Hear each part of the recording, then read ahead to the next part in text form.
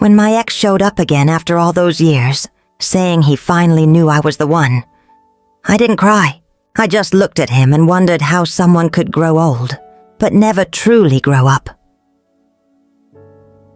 He stood in front of me on that gray afternoon, hair thinner, eyes tired, hands trembling as he tried to smile. The same hands that once held mine, the same eyes that once swore they'd never look at another woman that way. And yet, they did, many times. He had aged, but the boy in him was still there. The one who wanted to be forgiven before he even said sorry. The one who believed tears could rewrite the past. And I, foolishly maybe, had come to meet him thinking I could stay calm, thinking I could be polite. But when I saw him, all the years I spent trying to forget came rushing back like a tide that refused to stay quiet. I don't even know why I said yes to meeting him that day. Maybe curiosity, maybe closure, maybe just to prove to myself that I could face him without breaking again. We met outside a small restaurant on the corner of Maple Street, the same street where, 20 years ago, he used to pick me up after my evening classes.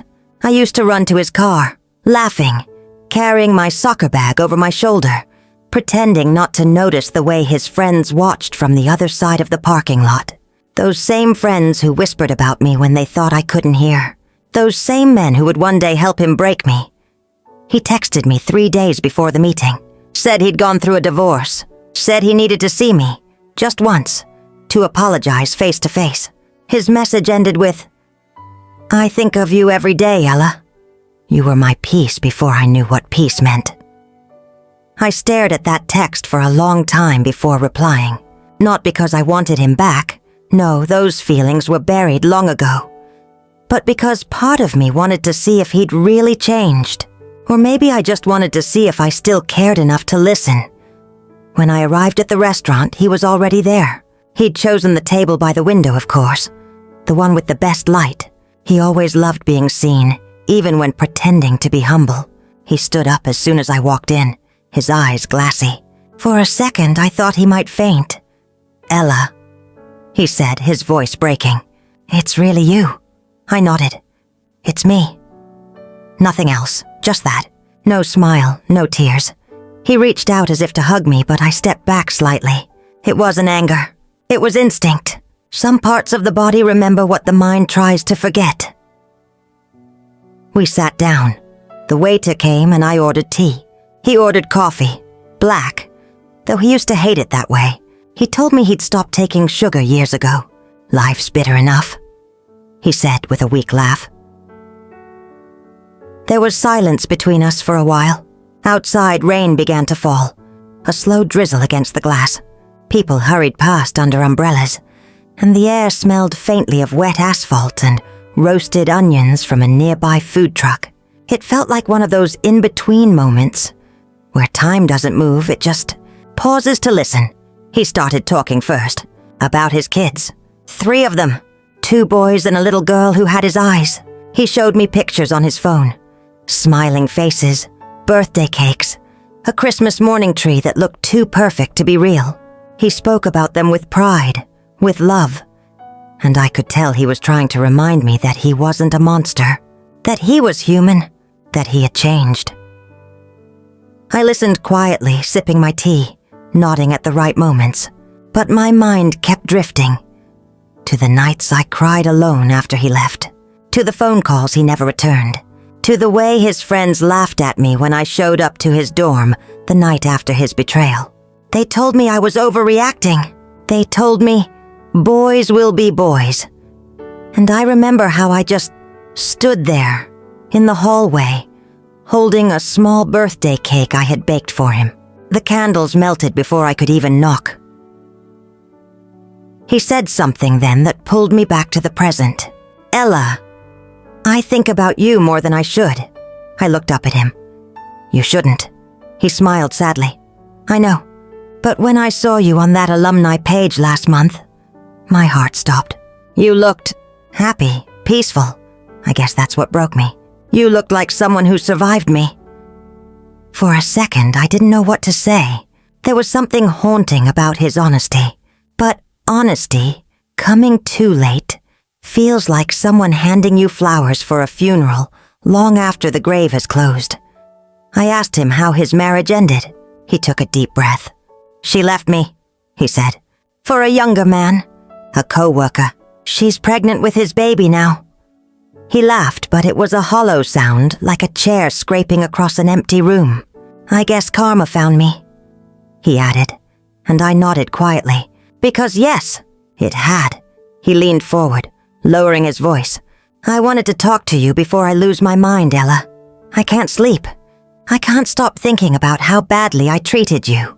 I see my sons and think, if someone ever hurt my daughter like that, I'd never forgive him." I took another sip of my tea. "You did hurt me," I said softly. "And you never even checked if I was okay." He looked down. His hands shook slightly. "I was stupid," he whispered. "My friends, they said things. They made me doubt you." I laughed a little, quietly, almost sadly. "They didn't make you cheat, though." He flinched. "I know, I was weak. I wanted to fit in. I thought being loyal made me look like a fool." That part stung, because that was exactly how it happened. Back then, loyalty wasn't cool. Faithfulness was boring. He wanted to be admired. I wanted to be loved. We were never going to meet in the middle. The waiter came again, refilling our drinks. When he left, I noticed how everyone else in the restaurant looked content. Couples sharing food, laughter floating in the air. Meanwhile, we sat across from each other like two ghosts, visiting our own grave. After a while, he said, "You were always the good one, Ella. The one I didn't deserve." And for the first time that evening, I looked straight into his eyes and said, "Then why did you try to destroy me for loving you?" He didn't answer. He just started crying. Right there, in front of everyone. Big shaking sobs that drew stares from nearby tables. I sat still. I didn't comfort him. I didn't tell him it was okay, because it wasn't.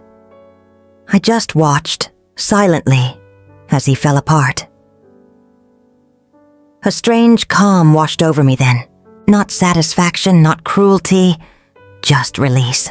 For years I'd carried that pain quietly, tucked away behind polite smiles and unfinished prayers.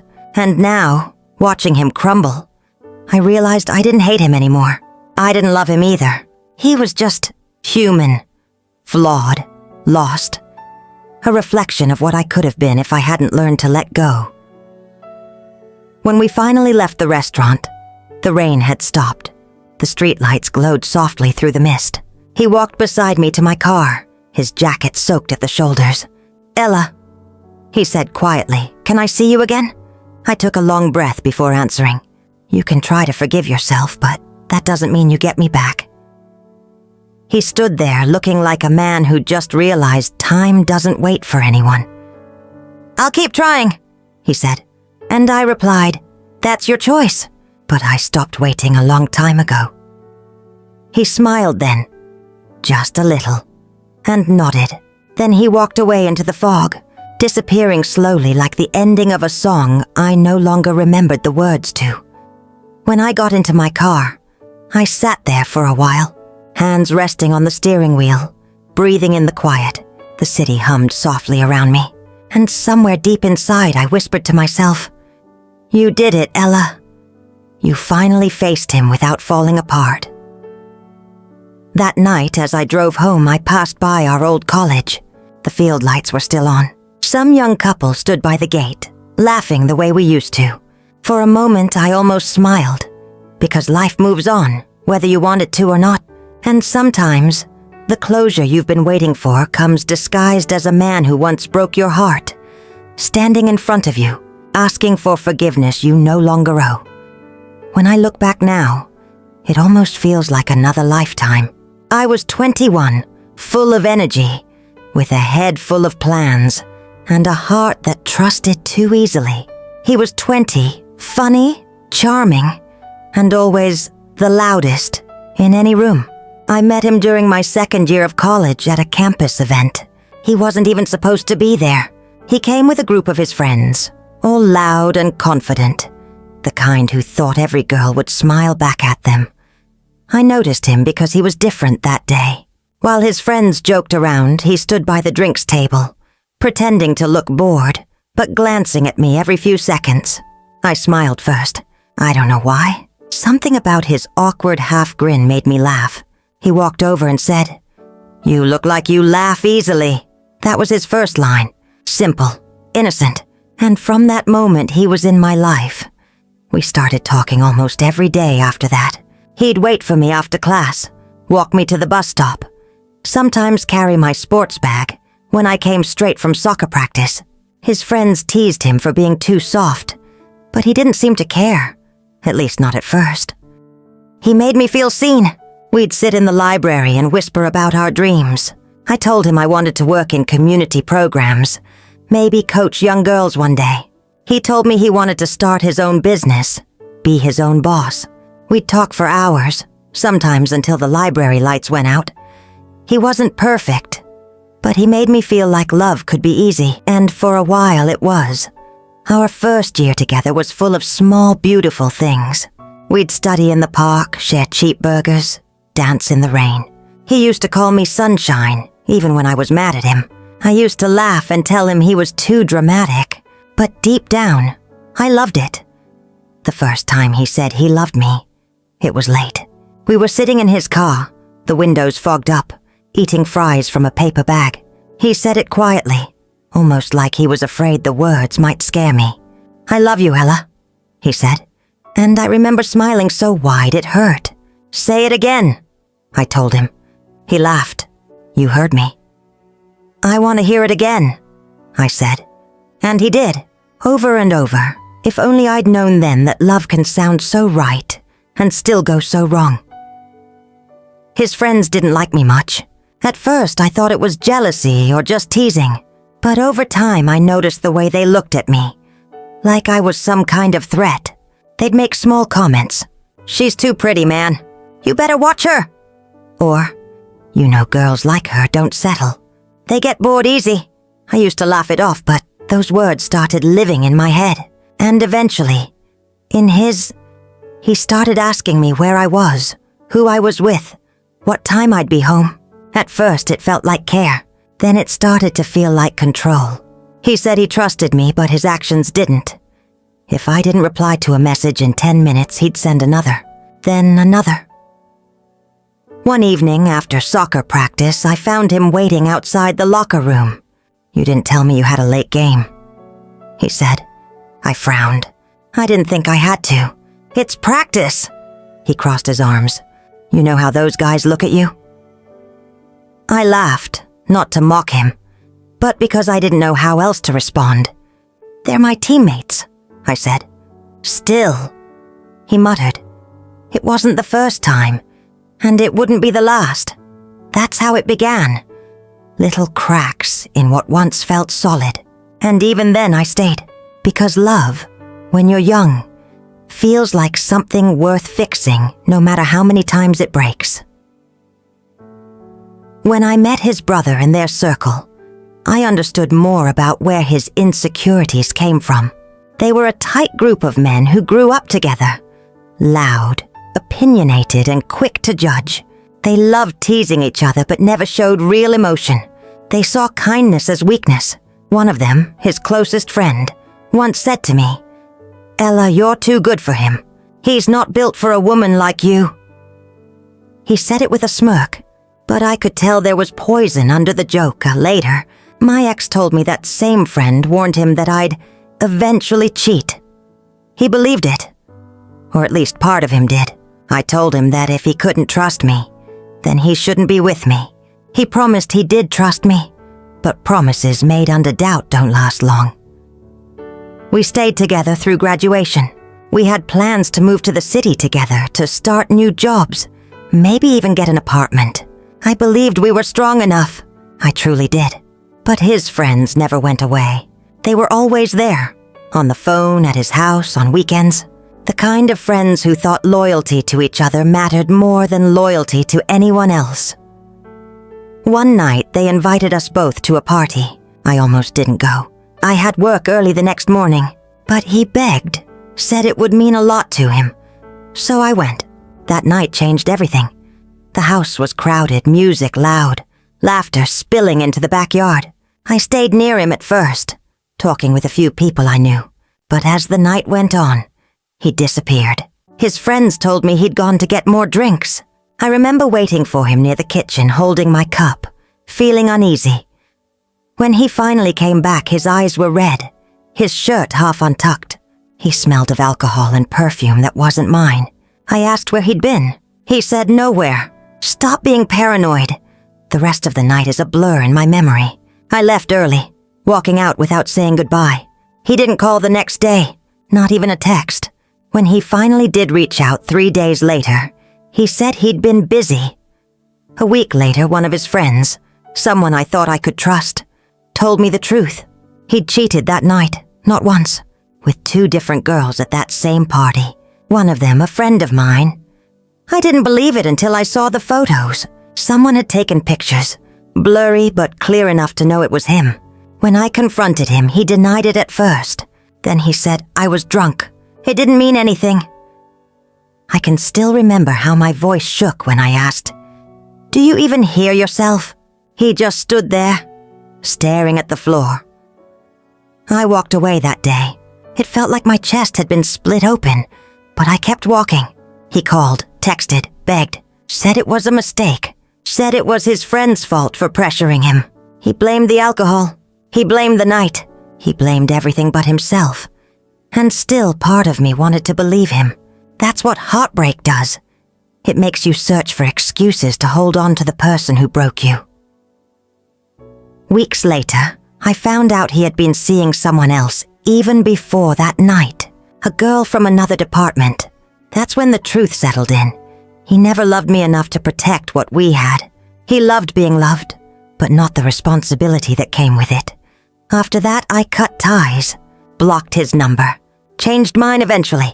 I focused on my job, my friends, my own life, and little by little the pain dulled. But I never forgot. Years passed. I heard bits about him through others. He got a good job, started dating again, then married a woman his brother introduced him to. They had kids, built a family. From the outside, it looked perfect. Sometimes I wondered if he ever thought about me. But mostly, I hoped he didn't, because I wanted to stay a closed chapter in his book. It wasn't until his wife left him, years later, that he came looking for me again. When he sent that first message, I felt something strange. Not excitement, not curiosity, just stillness. It's hard to explain, but when you've already survived the worst someone can do to you, nothing they say afterward has power anymore. I didn't reply right away. For 2 weeks, his messages sat unopened. He wrote things like, "I miss you. I made mistakes. Please, I just need to talk." Finally, one night, I opened the chat. He said he'd lost everything. His wife, his family, his peace. He said he thought of me every day, that I was the only woman who ever loved him for who he was. He said he wished he'd listened to me all those years ago. I stared at those words, reading them over and over. And for the first time in a long time, I didn't feel pain. Just pity. That's what led to our meeting. The one at the restaurant. I wasn't going there for love or revenge. I just wanted to see if the boy who broke me had finally grown into a man. After that day at the restaurant, I thought the story would end there. I thought he'd say his piece, shed his tears, and disappear again like a memory finally laid to rest. But it didn't end. He kept reaching out. At first, it was small things. A message here, a just checking in there. He'd send pictures of his kids, smiling faces, birthdays, drawings they made for school. He said sharing them made him feel like he was sharing joy with someone who understood him. I didn't reply much, but I didn't block him either. Maybe I didn't want to seem cruel. Maybe I was just curious how long it would take for him to stop. He never did. He'd call sometimes, always at odd hours, like midnight or early morning. Once I answered without thinking. He sounded tired, his voice rough. "I couldn't sleep," he said. "Do you ever think about me?" I stayed quiet. Silence can say more than any answer. After a moment, he said, "You don't have to. I just needed to hear your voice." Then he hung up. That night, I didn't sleep much either. Not because I missed him, but because hearing him again reminded me how fragile people can be. He was broken, that much was clear.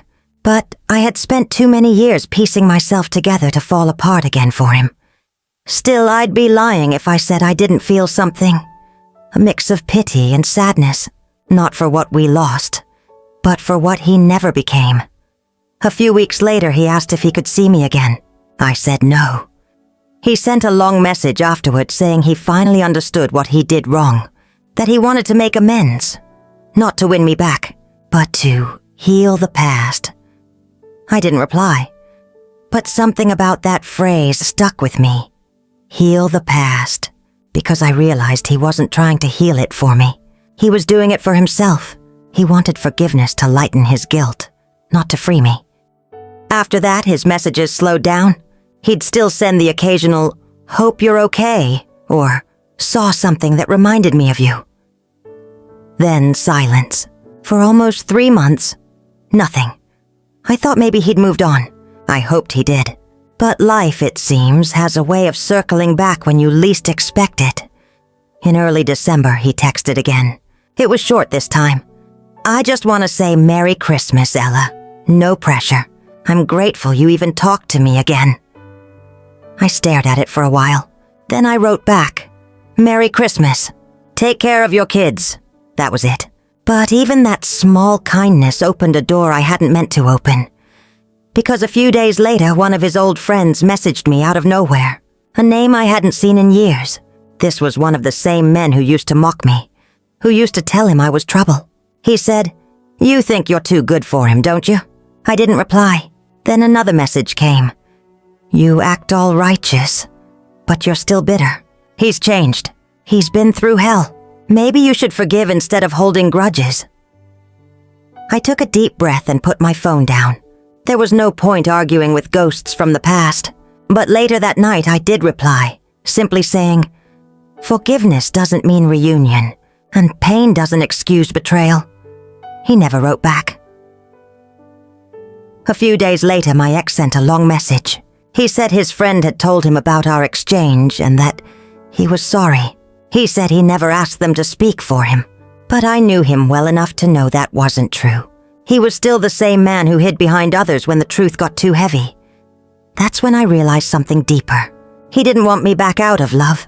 He wanted me back because I was safe, because I knew him before his failures, before his mistakes, because I represented the version of himself he missed, the one who still had potential, before life humbled him.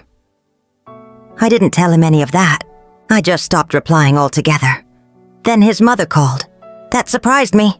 I hadn't heard her voice since the breakup almost 15 years ago. Back then, she hadn't been kind to me. She thought I wasn't serious enough for her son. But now she sounded different. Tired, older, softened by time. She said, "Ella, he's not doing well. He talks about you all the time."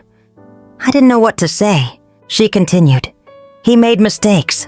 We all did. Maybe you could just talk to him so he can find peace."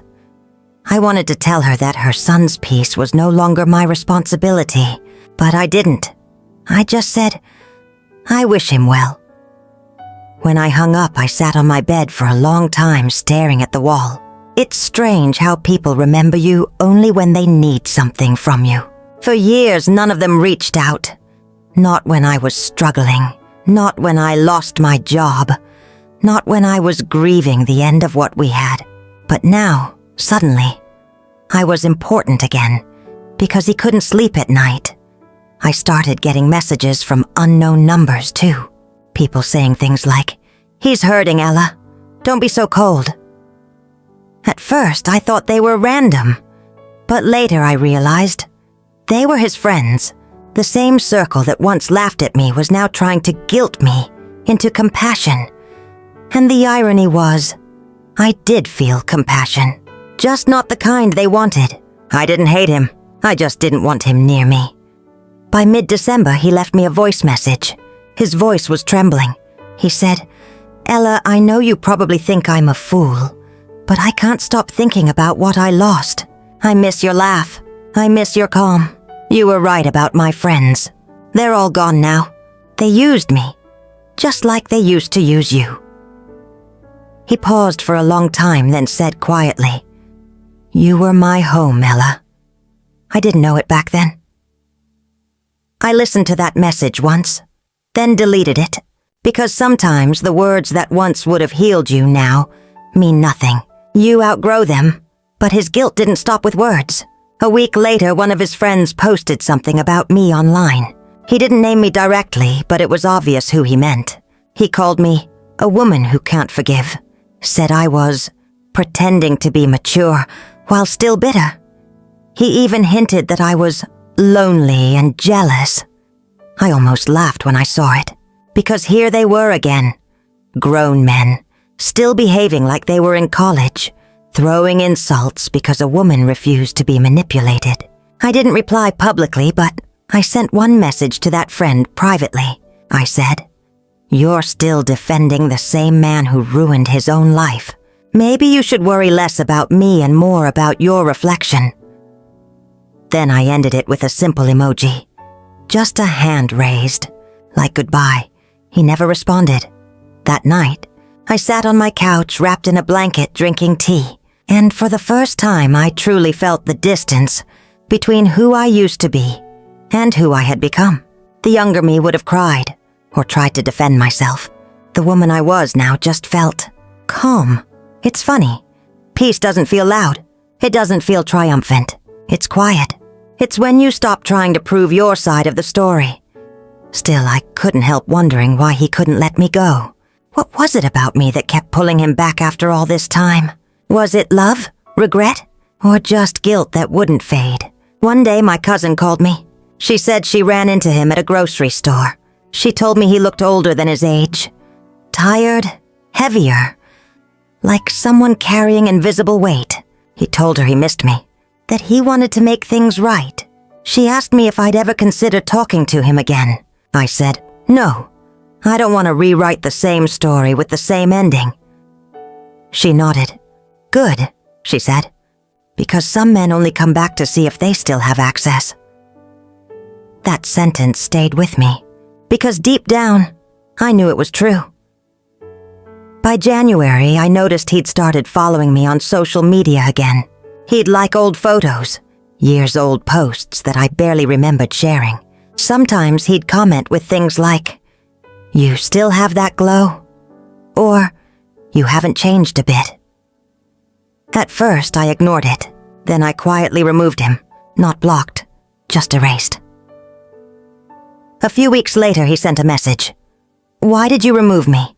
I just wanted to be your friend." I replied, "Because you're not my friend." He didn't take it well. He said I was cruel, that I didn't understand what he was going through. I told him, "I understand more than you think. I just choose not to live in it anymore." After that, the messages slowed, then stopped. For a while, I thought it was finally over, until one morning I got another text. It said, "I saw you today." My heart sank for a second. He said he'd driven past my street. He didn't stop, but he'd seen me outside watering my plants. He said I looked peaceful. And then he added, "I miss seeing you like that. You always looked happiest in the sunlight." I didn't reply, but that message stayed in my mind longer than I wanted it to. Not because of the words, but because I realized how much of me he still remembered. Small things, like the way I smiled in daylight. And yet, remembering doesn't mean deserving. It was around that time I started having dreams about the past again. Not nightmares, just memories replaying college halls, laughter, his car. That night he broke my heart. It felt like my mind was cleaning itself out, pushing the last traces of him away. One night I woke up crying, not out of pain, but because I finally accepted something I had avoided for years. He never truly loved me, not the way I loved him. He loved what I gave him, comfort, belief, forgiveness, but he never learned how to love me back. And when his world fell apart, he came running not because I was the one, but because I was the only one who ever stayed through the storm once before. That realization changed everything. I stopped wondering what would happen next. I stopped waiting for closure. Because closure isn't something people give you. It's something you give yourself when you stop needing answers. It was late February when he reached out again. I remember that day clearly because it was raining. The kind of slow, steady rain that makes everything outside look softer, almost kind. He sent a simple message. "Can we meet one last time? I promise it's just to talk." I stared at the screen for a long time. Part of me wanted to ignore it. Another part, the part that still believed in closure, told me to go. So, against my better judgment, I agreed. We met at a small cafe on the edge of town, one of those quiet places where time seems to move slower. When I walked in, he was already there, sitting at a corner table holding a mug of coffee with both hands like it was the only thing keeping him steady. He looked different. Older, yes, but not just in his face. In his eyes, there was a kind of tiredness there that words couldn't fix. He stood when he saw me. "Ella," he said softly. I nodded and sat down. For a while, we didn't speak. The sound of rain against the window filled the silence between us. Finally, he said, "You look good." I smiled politely. "Thank you." He nodded. "You still have that calm about you. I used to love that." I didn't reply. I just stirred my coffee, waiting for him to say whatever he came to say. After a while, he leaned forward, elbows on the table. "I'm not here to make excuses," he said. "I just need to tell you what really happened back then." I sighed quietly. "I already know what happened." He shook his head. "Not everything. You only know your side." That made me look up. "My side?" He looked nervous but kept going. "I was stupid, Ella. I let people talk me out of something good. I thought I needed to prove myself. To my friends. To my family. To everyone who said I was too soft. I thought choosing you made me weak." I listened without interrupting. He continued.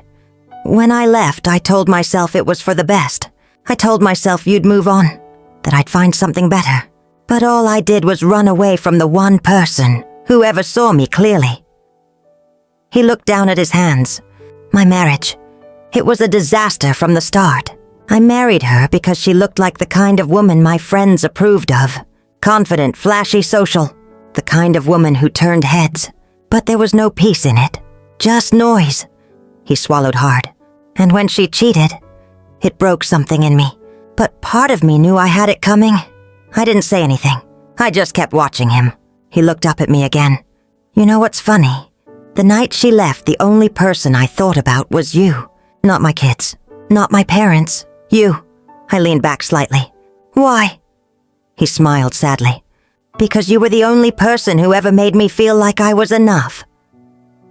I felt a tightness in my chest. Once those words would have melted me. Now they just made me tired. I said, "You didn't think I was enough back then." He nodded. "I know. I thought I was chasing something better, but I was just running in circles." For a long moment, neither of us spoke. The rain got heavier outside. Finally, I said, "You're not here because you miss me. You're here because you miss who you were when you were with me." He frowned slightly. "What do you mean?" I looked at him. "You miss the version of yourself that I believed in. You miss being seen as good, as kind, as someone worth trusting. But you don't really miss me. You miss how you felt around me." He sat back speechless. Then he whispered, "That's not true." I smiled sadly. "It is. You loved how I made you feel safe. You didn't love me enough to make me feel safe too." He looked down, rubbing his hands together. "I deserve that," he said quietly. "I deserve every bit of that." The air between us grew heavy. He looked up again, eyes shining with something close to tears. "I've been trying to be a better man, Ella. I'm in therapy. I stopped drinking. I'm trying to be a better father. I wanted you to know I'm sorry. For everything." I nodded slowly. "I believe you." He looked almost surprised. "You do?" "Yes," I said. "Because I can see it. You really are trying. But my forgiveness doesn't mean you get a second chance." He looked down again, jaw tightening. "I wasn't asking for one." I tilted my head. "Then why did you ask to meet?" He hesitated. Then, almost in a whisper, he said, "Because I still love you." The words hung in the air like smoke, heavy, impossible to grasp. For a moment, I didn't know what to say. Then I said quietly, "You love the memory of me, not who I am now." He reached across the table, his hand hovering near mine. "Then tell me who you are now," he said. "Let me see her." I pulled my hand back gently. "You already did. You just didn't notice." He swallowed hard. "So that's it? You're just done?" I nodded. "I was done a long time ago. You just didn't notice that either." He exhaled slowly, leaning back in his chair. "I thought maybe fate brought me back here for a reason." I smiled faintly.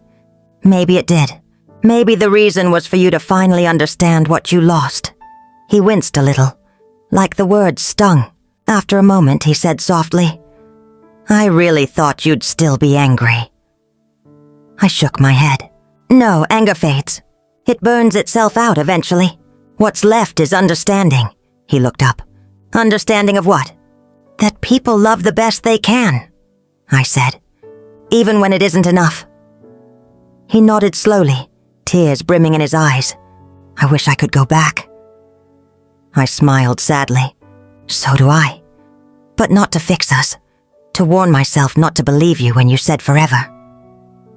That was the moment his tears finally fell. He wiped his face quickly, embarrassed. "I'm sorry," he said. "I didn't mean to cry." I shook my head. "Don't be sorry. It means you're finally feeling what I felt years ago." We sat there in silence for a while. Just two people with too much history and not enough future. Finally, I stood up. "Take care of yourself," I said. He looked up at me like a man watching a door close for the last time. "Ella," he said softly, "will you ever forgive me?" I thought about it for a long moment before answering. Then I said I already did. "That's why I can walk away." He didn't say anything after that. I turned and left the cafe, the rain washing over me as I stepped outside. The air smelled clean, like something new was beginning. I walked slowly to my car, not crying, not trembling, just calm. And for the first time, I felt the weight lift. When I got home, I sat by the window for a long time, watching the rain fade into mist. I thought about how love can turn into something else. Not hatred, not even sadness, but quiet gratitude for the lessons it leaves behind. Because loving him once taught me how strong I could be. Losing him taught me how to stand alone. And forgiving him taught me that peace doesn't come from people returning. It comes from knowing you don't need them to. That night, I slept deeply. No dreams, no memories, just stillness.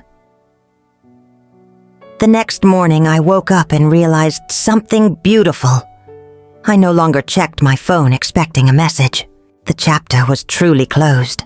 The days after that meeting were strangely quiet. It was like the world had taken a breath and was holding it. No new messages, no missed calls, no noise. Just silence. I kept waiting for that familiar ache to come back, but it didn't. Instead, I felt something I hadn't felt in years. Relief, the kind that sits deep inside you, where the pain used to live. I went back to my routines. Work, morning coffee, evening walks around the block. Simple things that had once felt like background noise now felt meaningful. There was peace in that simplicity. But silence doesn't last forever. A week later, I got a message from one of his old friends, a name I hadn't seen since college. It said, "You could have been the reason he finally turned his life around, but you chose pride instead." I stared at it for a long time, my fingers frozen above the screen. At first, I wanted to reply with something sharp, something that would make him feel the sting of his own ignorance. But I didn't. Instead, I deleted the message and blocked the number, because I had learned something. Not every battle deserves your energy. Still, it hurt that people who once called me a friend could twist my story into something selfish. It made me wonder how long they'd been painting me as the villain in his story. Maybe since the day I walked away. A few days later, his mother reached out. She left a voicemail, her voice soft, uncertain. "Ella, this is Mrs. Lawson. I know it's been a long time, but he's been having a hard time. He talks about you often. I just thought maybe if you could talk to him one last time, maybe he could move on." I listened to that message 3 times. Her tone wasn't cruel. It was pleading, and for a moment I felt sorry for her. But then I remembered how she once looked at me years ago. Polite but cold, like I was a phase her son needed to outgrow. Back then I'd tried so hard to impress her. I brought her flowers, helped her in the kitchen, and still she'd chosen his new girlfriend over me, praising her for being more grounded. Now she wanted my kindness again. But kindness doesn't mean returning to pain. It means knowing when to step back with Ella.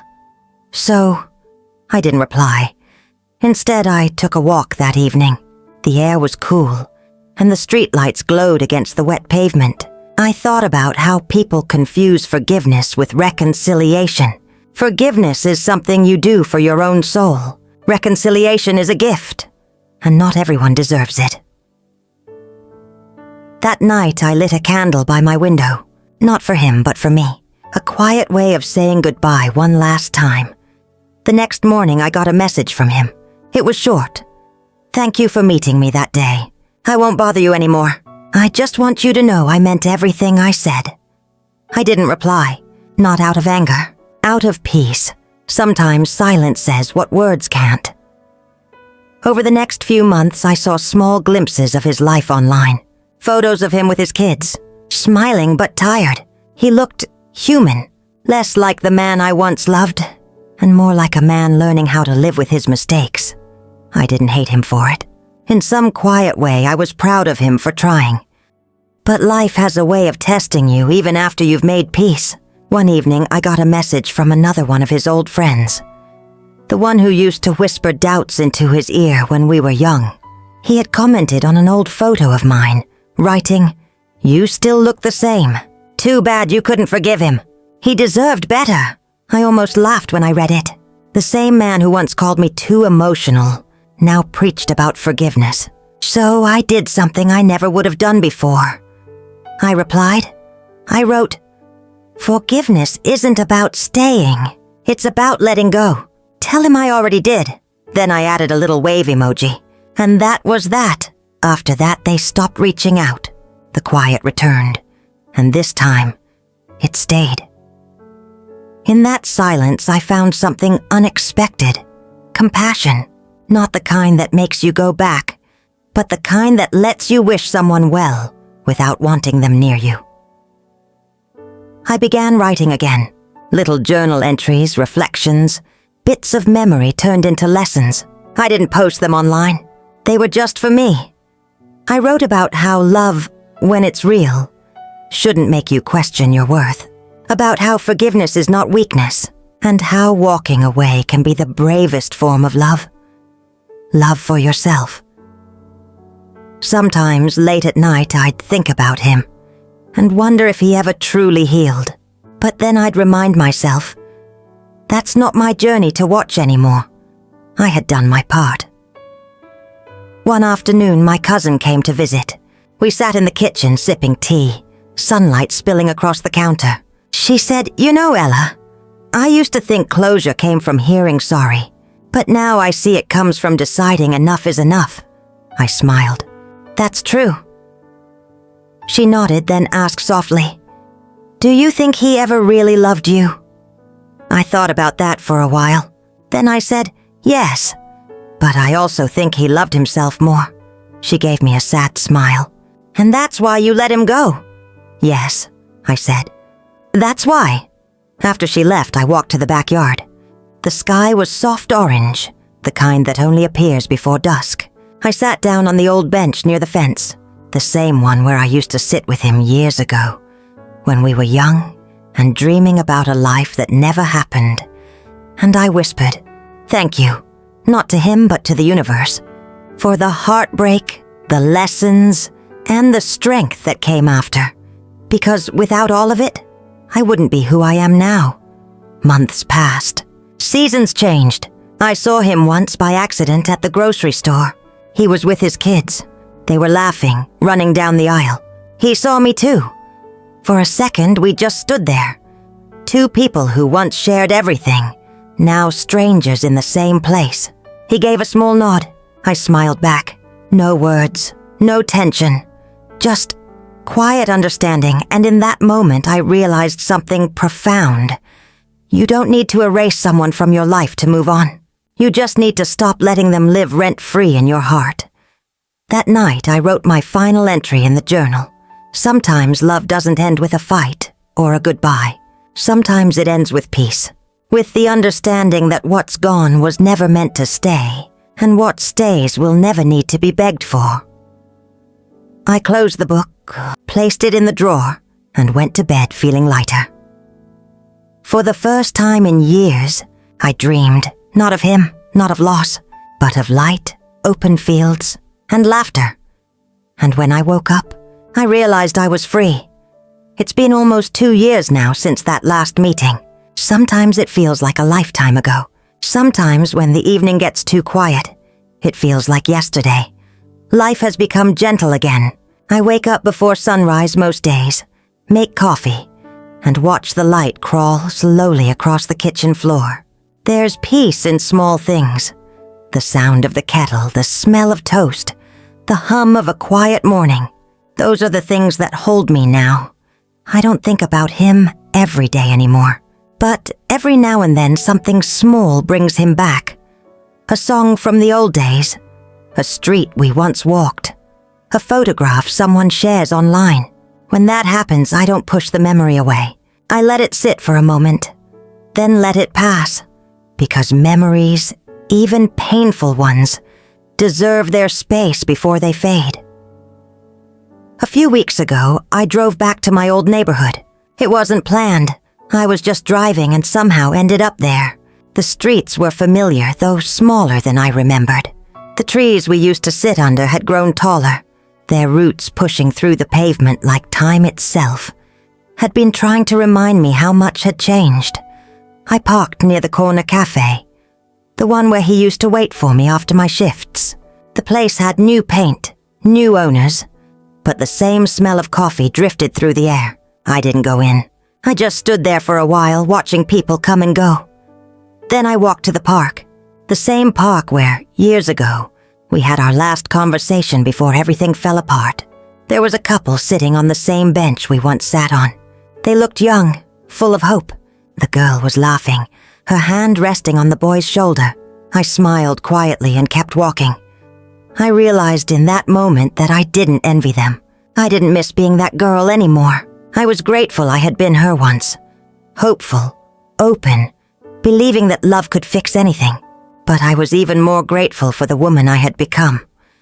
Someone who understood that love doesn't always mean staying. I stopped by the edge of the lake, watching the water move slowly under the afternoon light. The sky reflected on the surface, soft and endless. And for the first time in a long time, I whispered something I had never said out loud. I forgive you. The wind carried the words away, and with them, the last piece of the weight I had been carrying. It wasn't dramatic. No tears, no trembling.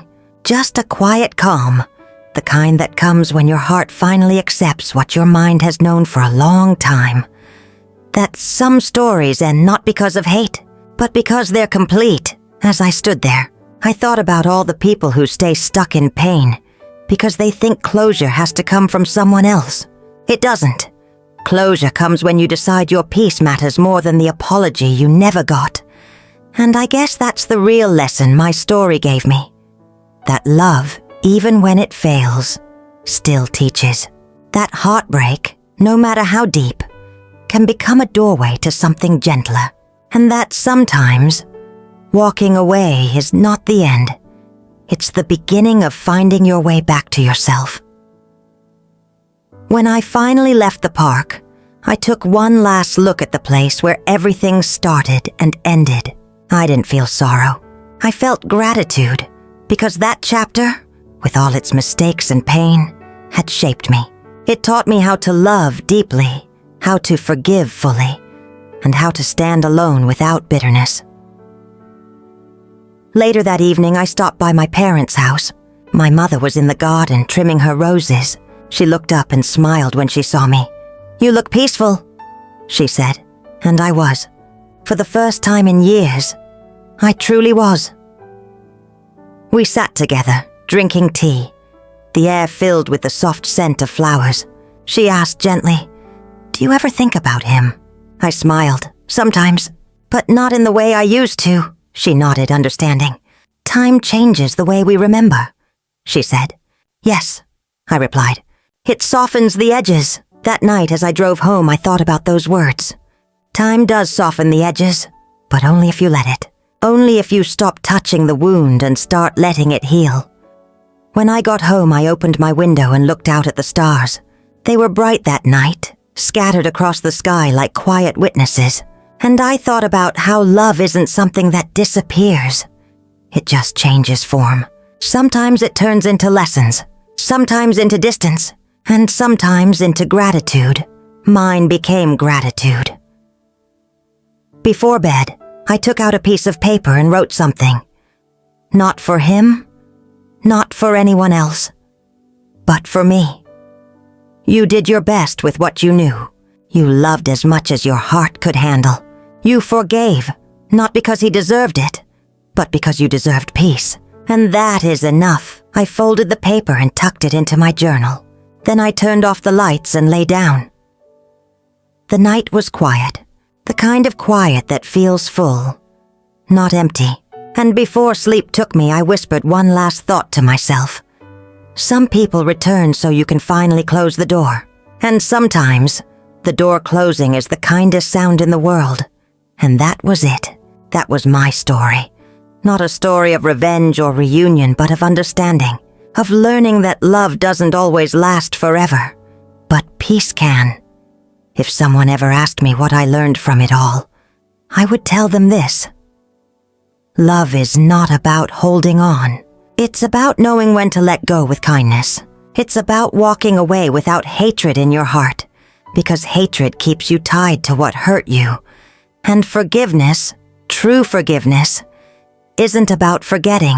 It's about remembering without pain. I don't know where he is now. Maybe he's doing better. Maybe he's still learning.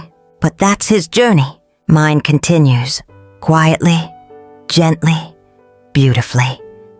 Because for the first time in my life, I finally understand. I was never meant to be someone's lesson. I was meant to be my own peace. The story we have told is fictional, but is based on some real events. The names and places have been changed to protect the identity of those involved. We're not sharing this to pass judgment, but in the hope that someone listens and pauses to think. How many mothers are suffering in silence inside their own homes? I'm so curious. If you were in my place, what would you do? Would you choose to stay silent to keep the peace? Or would you dare to face it all to get your voice back? I want to know what you think, because every story is a candle that can light the way for someone else. God always blesses.